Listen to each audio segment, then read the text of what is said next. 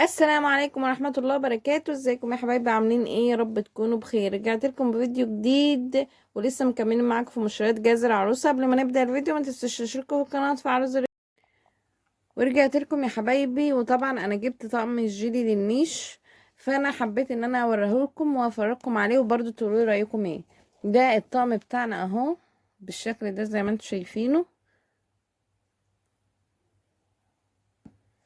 تمام، هو شكله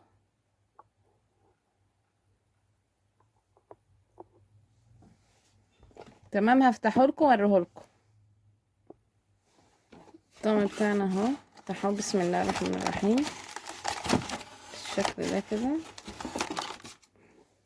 اول حاجة في الطقم بتاعنا هو الصينية دي. ثواني. الصينية دي اهي بالشكل ده، وهو بيبقى ليه القعدة دي كده.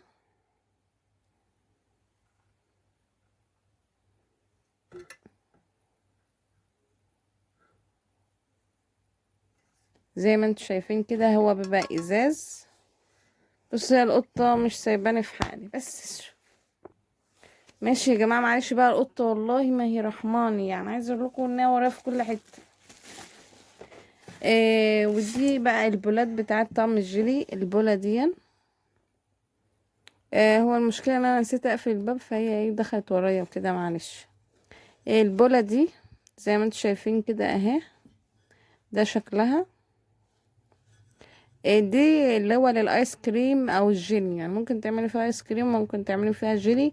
ممكن تنوعي، يعني مش حاجة معينة بس. تمام، بس هو اسمه طقم الايه، طقم الايس كريم.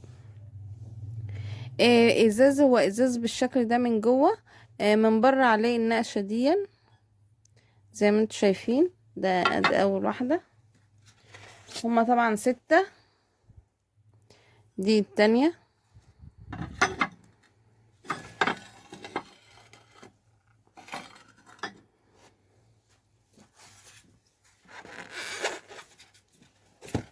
دي تالت واحدة.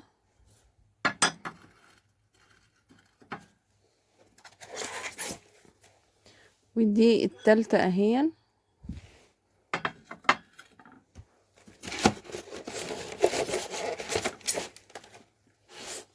ودي الرابعة. دي الخامسة. دي الخامسة. ودي الست. تمام.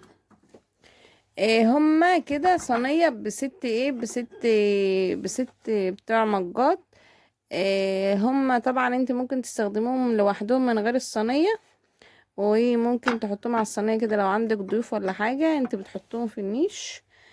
لو عندك ضيوف ولا حاجة بتطلعهم بتحط فيهم، وطبعا بتقدمي فيهم لايه للضيوف كده بالصينية. بيبقوا الطقم طبعا الكوبايات بتاعة الايس كريم والجيلي شبه الصينية، فبقى شكله ايه جميل. جاي معاه ايه تاني برضو؟ جاي معاه المعالق دي. تمام.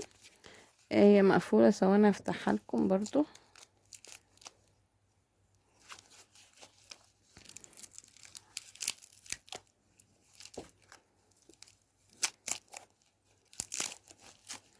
دي المعلقة اهي بالشكل ده اهو.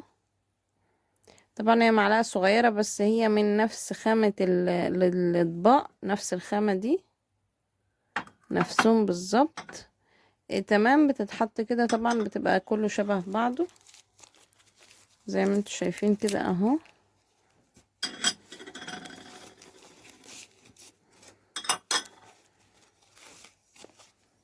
اهو، يعني هنا ازاز كده.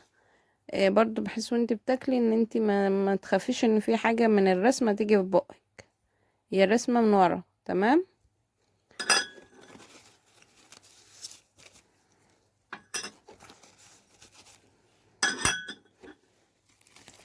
ده كان طقم الجيلي. طبعا الطقم ده بتحطيه في النيش. لو نيشك صغير بتحطيه في المطبخ برضو. ده او ده اللي انت عايزاه. انا مش متذكره الطقم ده عامل كام، بس انتوا لو عايزين سعره فانا هبصلكوا في الفاتوره، لان انا كنت جايبه حاجات معايا، انا ما كنتش جايباه لوحده. بس انا حبيت اصور لكم الفيديو ده يعني الطقم ده يكون لوحده كده، عشان برضو ايه ما اطولش عليكم في الفيديوهات، وتقولوا لي برضو رايكم. اتمنى تتابعوني وتقولوا رايكم ايه في الكومنتات. والف شكر جدا للناس اللي بتتابعني على طول، ودايما بتشاهدني وبتشاهد فيديوهاتي وبتعلق لي، بجد بشكرها الف شكر ليها. واتمنى كلنا نكبر ان شاء الله باذن الله. واتمنى اللي بتجهز نفسها او لسه بتفكر تجهز انها ان شاء الله تستفاد من فيديوهاتي. مش عايزة اطول عليكم، ما تنسوش تعملوا لايك واشتراك وشير للفيديو. اشوفكم على خير فيديو جديد. باي باي.